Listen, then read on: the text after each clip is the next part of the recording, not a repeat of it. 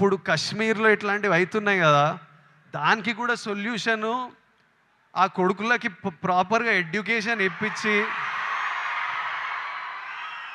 ఇట్లా brain wash కాకుండా ఏం సాధిస్తారో నేను చెప్తున్నా. కశ్మీర్ ఇండియాదే, కశ్మీరీస్ మనోలే. నేను 2 years బ్యాక్ ఖుషి అప్పుడు కాశ్మీర్లో షూట్ చేసిన.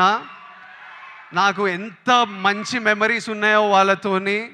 వీళ్ళు పాకిస్తాన్ వాళ్ళు వాళ్ళ మనుషులను చూసుకోలేక అక్కడ కరెంట్లు లేవు, నీళ్ళు లేవు, వచ్చి ఇక్కడ ఏం చేయాలని చూస్తున్నారో.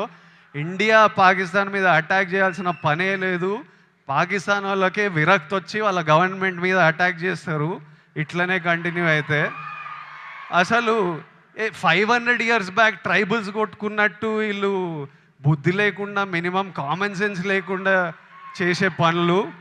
మనము we should stand united as people, love each other. India, as people we need to always move forward, stay united.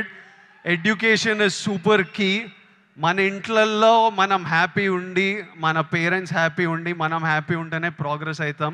అందరూ హ్యాపీగా ఉండండి. I wish you all great success.